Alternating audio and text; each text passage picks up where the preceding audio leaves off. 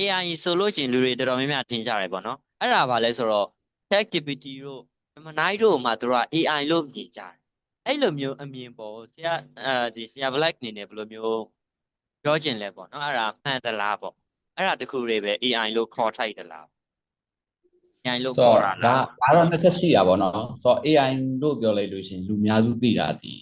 ဒါ ChatGPT ကိုသိကြတယ်ဆိုတော့ဘာလို့လဲဆိုတော့အော်ဆိုတော့ဖုန်းတွေပါဆိုလို့ရှိရင်လည်းဒါအခုမသိတဲ့ brand တွေလည်းအများကြီးရှိတယ်ပေါ့နော်ဆိုတော့ AI လို့ပြောလိုက်တဲ့အခါမှာ AI ကလည်းအခုမှထပြီးတော့ပေါ်တာမဟုတ်ဘူးပေါ့ကိုယ့်ရင်တွေကဒါရှိခဲ့ပြီးသားဒါဆို19ရာစုလောက်ထိကနေပြီးတော့ AI ပေါ်ခဲ့တယ်အဲ့ဒီအချိန်ကနေပေါ့စပြီးတော့ဆိုတော့အခုချိန်ဒီမှာ2022ဆိုလို့ရှိရင်ဒါ ChatGPT က grow စပြီးတော့မိတ်ဆက်လာတယ်စပြီးတော့အလုပ်ဖြစ်လာတဲ့အချိန်ပေါ့နော်အဲ့ဒီအချိန်တုန်းကကျတော့ဒီမြန်မာ language တွေက support မပေးတဲ့ခါကျတော့ဒါအင်္ဂလိပ်လိုပဲသုံးရတယ်ဆိုတော့အဲ့ဒီအချိန်မှာလည်းဒါတခြားသော AI တွေကမပေါ်လာသေးဘူးတခြားသော AI တွေ develop ဖြစ်လာတာဒီဒါဘယ်နေရာပဲဖြစ်ဖြစ်ဒါ YouTube ပဲဖြစ်ဖြစ်ဒါတခြားနေရာမှာလည်းကြည့်ကြည့်ပေါ့နော်ဆိုတော့တခြား AI တွေပေါ်တာဒီ2025မှာအများဆုံးကိုပြောလို့ရတယ်ဒီရက်ခါကျတော့ဒီ AI ကိုဒီspecialist မသွားနေတဲ့သူတယောက်က AI လို့ပြောလိုက်တာနဲ့ဒါနှလုံးထဲမှာတန်းနေတဲ့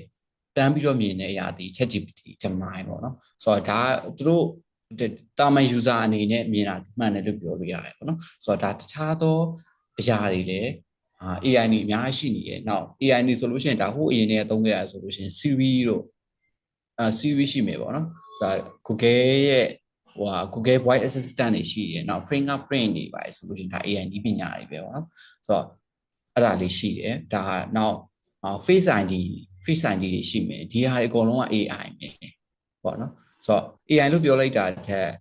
ပြောလိုက်တဲ့ AI လို့ပြောလိုက်တဲ့နေရာမှာကွာငါတို့ငါတို့ရဲ့နေ့စဉ်ဘဝမှာ AI မသုံးဆိုရင်တော့မှဒါ AI ကသုံးနေရတာဘာလို့လဲဆိုတော့ Facebook တွေကောနောက်ဒီ TikTok အခု Facebook ဆိုလို့ရှိရင်ဒီ2025မှာ AI info ဆိုပြီးတော့ပေါ်လာဒါမျိုးပေါ့နော်ဆိုတော့လူတိုင်း AI သုံးနေရပြီအဲ့လိုမျိုးပေါ့နော်ဒါအကုန်လုံးက AI နဲ့ဆက်ဆက်နေပြီ